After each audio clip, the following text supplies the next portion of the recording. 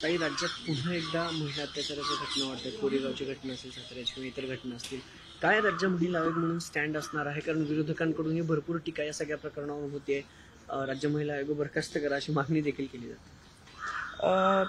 मला असं वाटतं की 3 वर्षानंतरच महाराष्ट्राला समजलं आणि या 3 वर्षाच्या कालावधीमध्ये महाराष्ट्राला समजलं की राज्य महिला आयोग काम करते ना. अशा असतात की तिथं ज्यावेळेस पोलीस स्टेशनमधून कारवाई होते, तक्रार दाखल होते, गुन्हा नोंद होतो, त्यावेळेस पोलीस ज्यावेळेस कारवाई करत असतात त्यावेळेस राज्य महिला आयोग तिथे इंटरफेअर करायला जात नाही.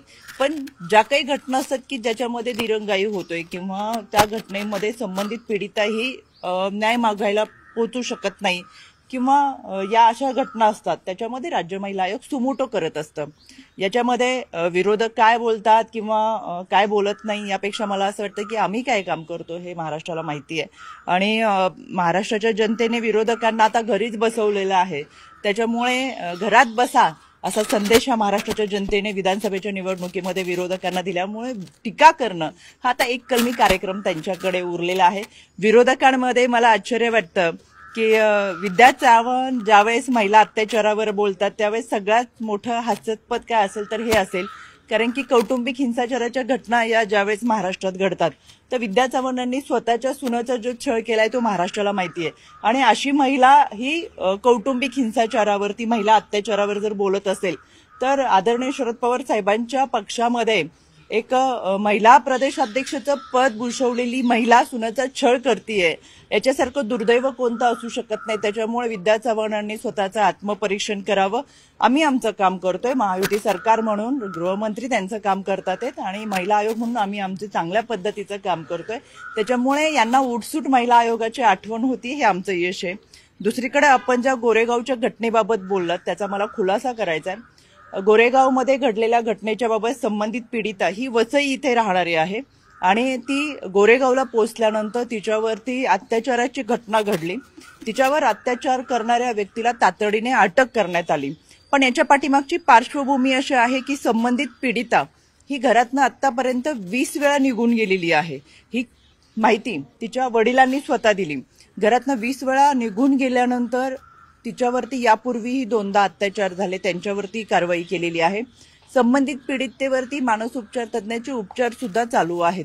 यामध्ये ही घटना घडल्यानंतर, या पीडितेवरती घटना घडल्यानंतर वडील रागवतील या भीतीने संबंधित पीडितीने स्वतःच्या गुप्तांगावरतीच ब्लेडनी वार करून घेतले आणि त्यामध्ये जे काही वाळूचे खडे आढळले याचा व्हिडिओ सुद्धा समोर आलाय की संबंधित पीडितीने स्वतःच्या बाबत अशी घटनाही करून घेतली होती. त्याच्यामुळे हे दुर्दैव आहे. याच्यामध्ये आरोपीला अटक केलेली आहे.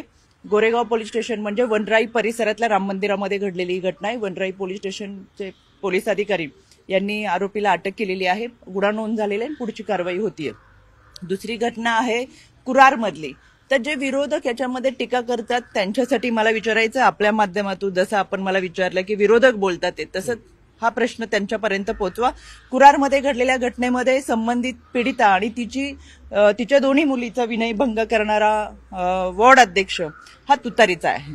त्याच्यामुळे आतापर्यंत आपण पाहिलं महाराष्ट्रात सर्वाधिक महिला अत्याचारावरती घटना ज्या होतात त्याच्यामध्ये तुतारीचे पदाधिकारी हे फार पुढे आहेत आणि त्याच्यामुळे त्यांच्या यामध्ये खासदार सुप्रिया सुळेंनी जर आपल्या पदाधिकाऱ्यांची कार्यशाळा घेऊन त्यांना जर समाजामध्ये कसं वावरायचं, आपलं महिला सुरक्षतेच्या बाबतचे काही धडे आपल्या पदाधिकाऱ्यांना दिले तर निम्मा महाराष्ट्र सुरक्षित होईल. यापूर्वीच्या अनेक घटना आम्ही तुम्हाला सांगितलेत. मग त्यामध्ये नगरच्या मुरकुट्यांवरती लैंगिक अत्याचाराच्या बाबत झालेली कारवाई असेल किंवा त्यांच्या सोशल मीडियाचे प्रदेश सरचिटणीस जे महिलांचे अश्लील व्हिडिओ बनवतात आणि अश्लील व्हिडिओ बनवून ते फॉरवर्ड करणं, महिलांना अश्लील मेसेज करणं आणि या संदर्भात त्या संबंधित व्यक्तीवरती आतापर्यंत 4 सायबरचे गुन्हे दाखल आहे, जो त्यांचा सोशल मीडियाचा तुतारी गटाचा पदाधिकारी आहे. एकंदरच काय, या सगळ्या घटनांमध्ये तुतारी गटाचे जे पदाधिकारी आहेत ते महिलांवर अत्याचार करण्यामध्ये पुढे आहेत आणि प्राधान्यक्रमाने सुप्रिया सुळे यांनी त्यांची कार्यशाळा घेऊन त्यांना चांगल्या पद्धतीचं जर ट्रेनिंग दिलं तर महिलांचं अत्याचाराचं प्रमाण कमी होईल. बाकी उरला विषय, महायुती सरकार चांगल्या पद्धतीने राज्यात काम करतंय. दुसरी गोष्ट, राज्य महिला आयोग देखील ताकदीने काम करतोय. विरोधकांना अशीच राज्य महिला आयोगाची आठवण येत राहो म्हणजेच ते आमचं यश आहे. त्याच्यासाठी मी त्यांना मनापासून धन्यवाद देतो. तुझ्या सवाल प्रकरणामध्ये संजय राठोड यांना कोर्टाने क्लीन चिट दिली करते, ही याचिका दाखल केली होती चित्रा वाघ यांनी. काय सांगाल दोन्ही आता महायुतीमध्येच आहे, चित्रा वाघ मॅडम आणि संजय राठोड. याच्यामध्ये संशयास्पद वाटत आहे नागरिकांना, मला न्याय भेटला नाही. मला एवढंच सांगायचंय, या केसमध्ये ज्यावेळेस ही केस दाखल झाली त्यावेळेस मी राज्य महिला आयोगाचे अध्यक्ष नव्हते. त्यापूर्वीची ही घटना आहे आणि त्यापूर्वी ही केस कोर्टामध्ये दाखल झाली होती. त्याच्यामुळे या केस संदर्भात मी बोलण्यापेक्षा चित्रा वाघ आपल्याला सविस्तर माहिती देतील. दुसरी गोष्ट, आपण पाहतोय महायुती सरकारमध्ये सगळे जे आपण एकत्र आहोत असं बोललात, तर त्यावेळेस गेले 3-4 वर्षापासून जेव्हापासून चित्रा वाघ या संदर्भात बोलतात सांगतात त्या प्रत्येक वेळेस सांगतात की माझा लढा चालू आहे आणि मी लढत राहील. त्याच्यामुळे या संदर्भातली माहिती ते आपल्याला व्यवस्थितरित्या देतात. ज्यावेळी महिला अत्याचाराची प्रकरणं समोर येतात तेव्हा उबाटा गटाच्या सुषमा अंधारे बोचरी टीका करत असतात तुमच्यावर, आणि 2 दिवसापूर्वी जी त्यांनी टीका केली कचाकडीचे बावले अशा टीका तुमच्यावर त्यांनी केली. आणि काल ते बोलताना म्हणले की महिला आयोग ही एक अंधश्रद्धा आहे. काय झालं बिचाऱ्यांचं, मला वाईट वाटतं, कारण की त्यांची स्वप्न होती विधानसभेला लोक आपल्याला स्वीकारतील आणि मग आपल्याला विधान परिषद किंवा राज्य महिला आयोग मिळेल आणि मग आपण आयोगावरती जाऊ. पण सगळ्याच पत्त्याचा बंगला कोसळला आणि मला वाईट वाटतं त्या बिचाऱ्यांना. कोणतं म्हणजे सत्तेत न आल्यामुळे ही कोणतीच पदं मिळाली नाही आणि एक असूया असती मनामध्ये. त्याच्यामुळे मी मगाशी सांगितलं तुम्हाला की विरोधक अशा पद्धतीने टीका करतात. बिचाऱ्यांकडे 5 वर्ष टीका करण्याशिवाय हातात काहीच नाहीये. पण काय हरकत नाही, आयोग व्यवस्थित काम करते आणि त्यांची जी स्वप्न आहेत ती भंग पावल्यामुळे कदाचित गेलेला आत्मविश्वास, आलेलं मानसिक नैराश्य आणि याच्यामुळे अशी त्यांची विधानं आहेत. आम्ही काही फारसं त्याच्याकडे लक्ष देत नाही. महायुतीने लाडकी बहीण योजना आणली होती निवडणुकीच्या अगोदर, परंतु आता अशा बातमी येतात की 30 लाख अपात्र महिलांना या योजनेचा लाभ भेटलाय. मला वाटते महिला बालविकास मंत्री आदरणीय आदितीताई तटकरे यांनी या संदर्भात अतिशय सविस्तर अशी माहिती दिलेली आहे. गेले 2 दिवसापासून संबंधित महिलांना म्हणजे लाभार्थी महिलांना लाभ देण्यास सुरुवात झालेली आहे.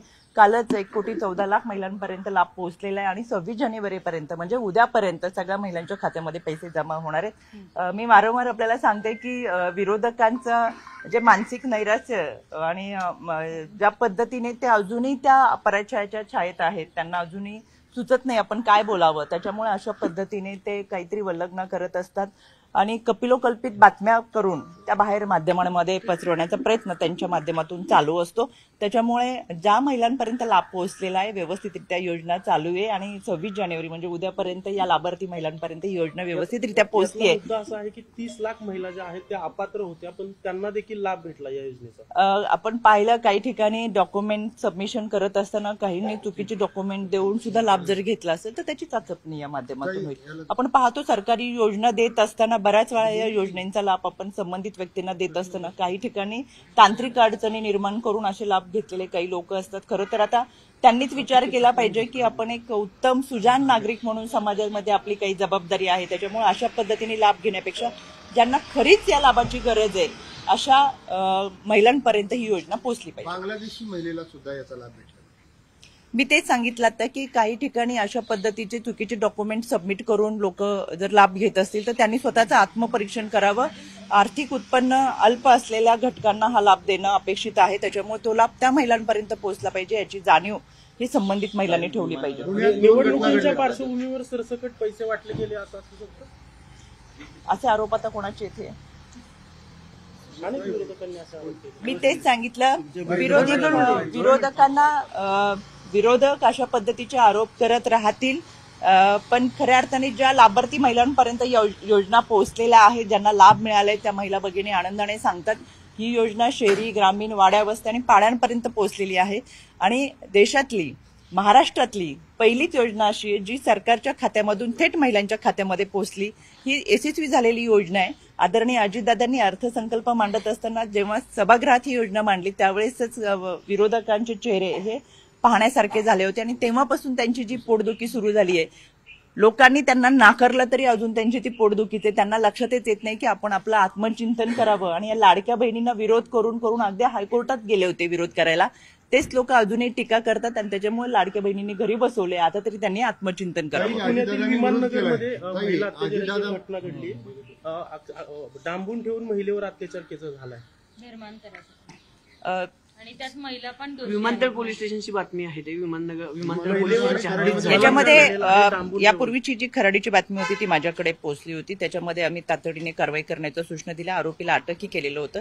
या घटनेमध्ये पोलिसांनी जर लगेच दखल घेऊन कारवाई केलेली असेल तर आयोगाकडे ह्या बातम्या पोहोचत नाहीत. ज्याच्यामध्ये कारवाई होत नाही अशा बातम्या आमच्यापर्यंत पोहोचत असतात.